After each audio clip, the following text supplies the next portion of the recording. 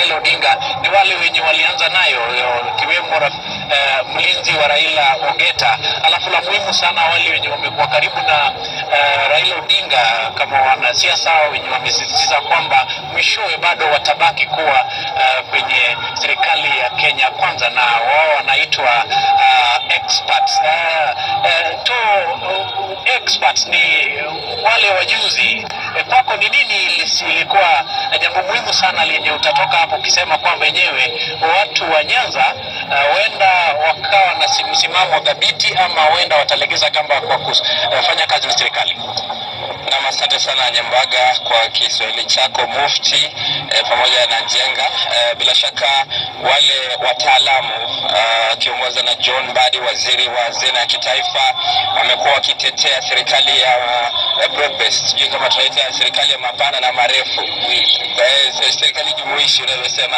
Na bila shaka tumeona siasa zile za ODM, chama cha ODM zikitanda hapa, wale ambao wako ndani ya serikali kwa sasa, mawaziri watano wakiongozwa na John Mbadi, Ali Hassan Joho, tumemwona pia Askul, waziri kutoka kule Turkana, pamoja na wengine Uparanya na wale ambao wanasimamia serikali hii wakitetea serikali vikali. Lakini tumeona pia ule upande wa ODM ambao umekuwa ukipinga ushirikiano huu kati ya ODM na serikali ya UDA wakiongozwa na seneta Sifuna, ama katibu mkuu wa chama cha ODM Edwin Sifuna, wakisema kwamba lazima chama cha ODM kianze kusikiza wananchi upya ili itoe mwelekeo safari hii, kwa sababu sasa mambo yamebadilika. Kiongozi aliyekuwa ameondoka, na sasa kuna uongozi mwingine tofauti ambao unaongozwa na kinara ama seneta wa huku katika kaunti ya Siaya, Oburu Oginga.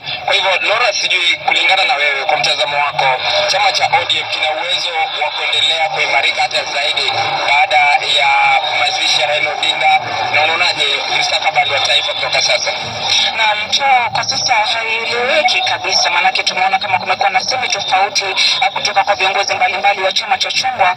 Kwa hivyo ni muda ambao tutasubiri kwa muda fulani kuona iwapo chungwa litaendelea kuwa na sukari ama litaingia shubiri. Kwa sasa naona kama ni mapema zaidi kujua mustakabali wa chama cha chungwa. Kwa hivyo ni jambo ambalo tunasubiri. Lakini pia kando kile ambacho kweli tumeona rais akizungumzia, ni ameguzia zile siku ambazo alikuwa mwanachama wa ODM, akikumbuka vile ambavyo walikuwa na ushirikiano wa karibu na kinara wa chungwa Raila Odinga, na vile ambavyo wamekuwa na shughuli mbalimbali. Lakini pia kumekuwa na semi nyingi za kisiasa ambazo zimesheheni hapa Njenga. Tulimuona seneta wa Narok pia Ledama Olekina akizungumzia mengi. Mwenyekiti wa chama cha ODM pia Gladys Wanga alikuwa na semi kali kweli kweli. Pengine ni kipi ambacho umeona kinajiri kutoka upande huu?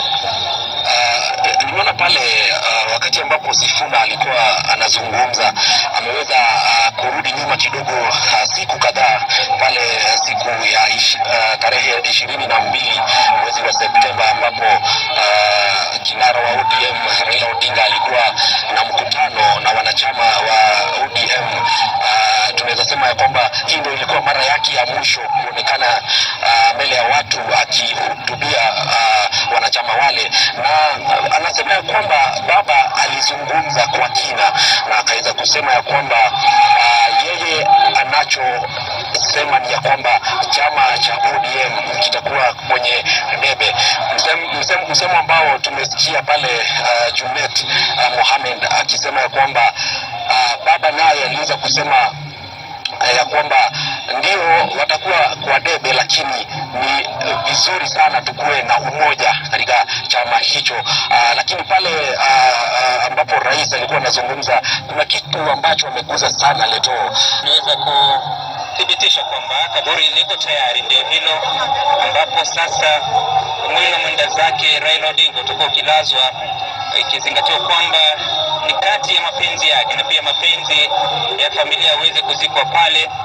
Unaona pale kuna maandishi baba wao, kana kwamba hayo ni maua ama kwa kimombo yanayoitwa wreath, yatakuwa yakiwekwa pale. Kwa sasa kaburi hilo limeweza kuandaliwa. Imekuwa ni kazi sio rahisi kuanzia siku ilipoanza mnamo siku ya Alhamisi, lakini wale wasimamizi na wajenzi ambao walikuwa upande ule wakiongozwa na Engineer Morris Akech ambaye ni afisa mkuu mtendaji kutoka National Construction Authority. Alikuwa akiongoza shughuli hii ya ujenzi wa kaburi, likaweza kukamilika mapema leo, na sasa Raila Odinga anaelekezwa kule. Wakati huu mwili wake unapoondoka upande wa chuo kikuu cha Jaramogi Oginga Odinga, wale wafuasi waombolezaji ambao wameweza kufika katika chuo hiki kikuu kuhudhuria ibada ya watu, maombi ambayo hayakuwa marefu, na baadaye kukawa na kipindi cha hotuba. Basi waombolezaji wangali hapa. Unaona wale wanajeshi katika upande wa kama kwa Jaramogi wakiweza kujiandaa kuhakikisha kwamba wanaupokea ule mwili, kwa sababu state funeral itakuwa ni ibada yenye kuongozwa na wanajeshi. Tayari mwili uko barabarani. Hii ni baadhi ya safari za pekee ambazo zimeweza kufanywa kupitia barabarani tangu mwili ulipoondoka upande wa India kuja. A moment when people were being communicated to a language they understand most. And the eulogy that blesses the late Prime Minister Raila Odinga.